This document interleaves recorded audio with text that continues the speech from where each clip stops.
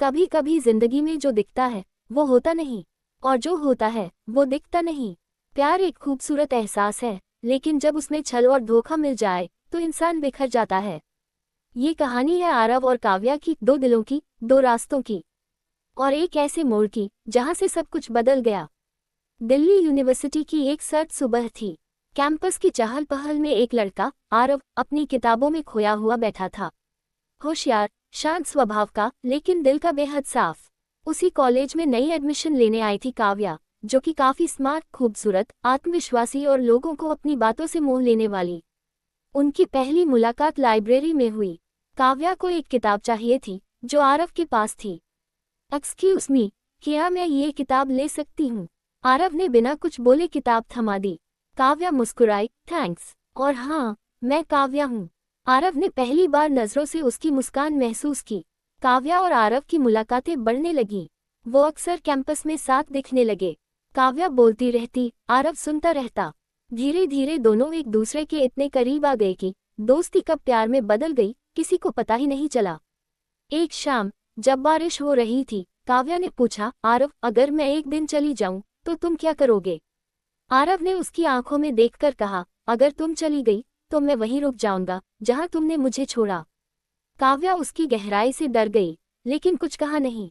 सब कुछ खूबसूरत लग रहा था, लेकिन आरव ने धीरे धीरे नोटिस किया कि काव्या कभी कभी फोन छिपाकर बात करती है, अचानक गायब हो जाती है, और जब पूछो तो जवाब टाल देती है। एक दिन आरव ने उसे एक कैफे में किसी लड़के के साथ हंसते हुए देखा। आरव ने पूछा, काव्या, ये कौन था? काव्या ने जवाब दिया, तुम मुझ पर शक कर रहे हो। आरव चुप हो गया, लेकिन उसका दिल बेचैन हो गया।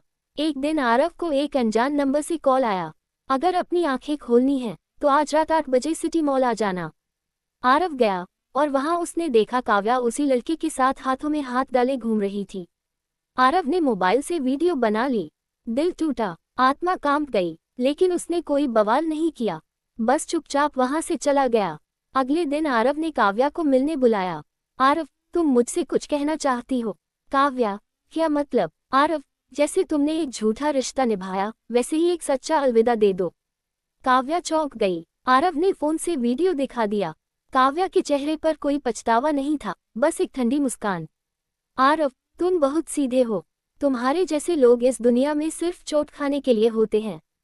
मैं किसी और से प्यार करती हूँ, और तुम बस टाइम पास थे। उस दिन के बाद आरव पूरी तरह बदल गया।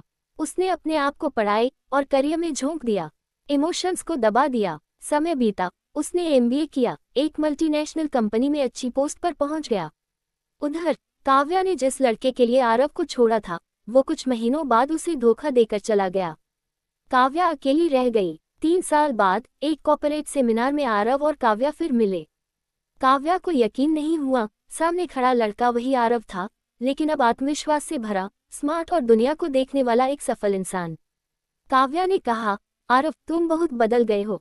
आरव मुस्कुराया, हाँ, जब इंसान टूटता है तब या तो बिखरता है या बनता है। मैं बन गया। काव्या की आंखों में पछतावा था। क्या हम फिर से दोस्त बन सकते हैं? आरव की मुस्कान में सन्नाटा था।